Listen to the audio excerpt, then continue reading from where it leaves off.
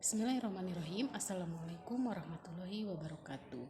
Kita bertemu lagi dengan pembelajaran bahasa Indonesia, yaitu dengan Ibu di materi ketiga semester 1, yaitu teks ceramah.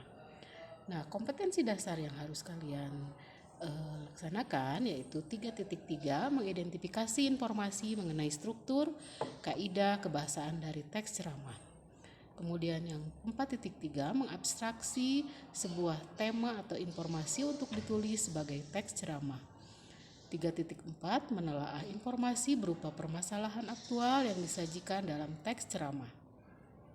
Dan 4.4, memproduksi teks ceramah dengan bagian-bagian penting dari tema yang sudah diabstraksikan untuk ditulis. Nah, kita masuk ke definisi atau pengertian dari teks ceramah. Nah, teks ceramah adalah tulisan yang terdiri atas beberapa paragraf, mengandung informasi, pengetahuan, dan ajakan. Teks ceramah biasanya dibacakan oleh satu orang di depan banyak orang. Nah, dapat kita simpulkan bahwa yang dimaksud dengan teks ceramah adalah pembicaraan di depan umum yang berisi penyampaian suatu informasi, pengetahuan, dan sebagainya. Yang menyampaikan adalah orang-orang yang menguasai di bidangnya, dan yang mendengarkan biasanya melibatkan banyak orang. Nah, kemudian kita masuk ke struktur teks ceramah. Struktur teks ceramah di sini terdiri atas 3 bagian. Yang pertama yaitu pendahuluan atau tesis, yaitu di dalam pendahuluan atau bisa disebut dengan pembukaan, disajikan pengenalan isu atau masalah pada topik yang dibahas atau disampaikan di dalam teks ceramah.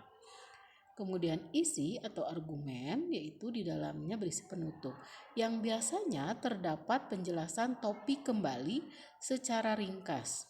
Gunanya adalah untuk menegaskan kembali apa yang telah disampaikan pada bagian isi, agar pesan yang ingin disampaikan dapat ditangkap secara maksimal oleh pembaca atau pendengar ceramah.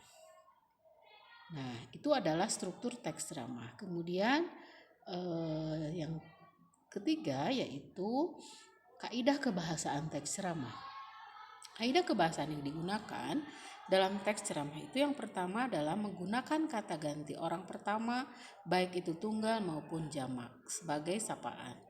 Kemudian menggunakan kata-kata teknis atau peristilahan seperti administratif atau korupsi dan lain-lain. Dan yang ketiga, menggunakan kata-kata yang menunjukkan argumentasi yang mengandung sebab akibat atau kausalitas. Dan terakhir, menggunakan kata kerja persuasif atau ajakan. Nah, materi yang terakhir yaitu tentang jenis-jenis informasi dalam teks ceramah. Yang pertama adalah informasi berdasarkan format penyajian. Nah, di sini format penyajiannya adalah apakah teks tersebut merupakan teks yang disajikan panjang, pendek, atau tidak terlalu panjang atau tidak terlalu pendek, jadi sedang.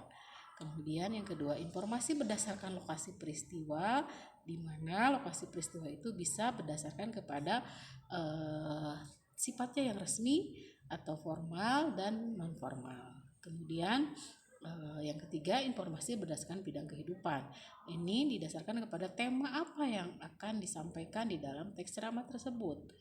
Ya, misalnya ada hubungannya dengan bidang sosial, bidang agama, budaya, pendidikan, teknologi, dan sebagainya. Dan terakhir adalah informasi berdasarkan bidang kepentingan.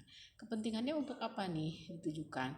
Misalnya kalau ceramah itu ditujukan untuk kalangan tertentu, atau misalnya dalam suatu momen-momen tertentu, misalnya dalam kegiatan keagamaan ataupun dalam kegiatan sholat berjamaah di sholat Jumat, itu berupa khutbah, atau juga bisa dalam kepentingan-kepentingan yang lebih formal acaranya.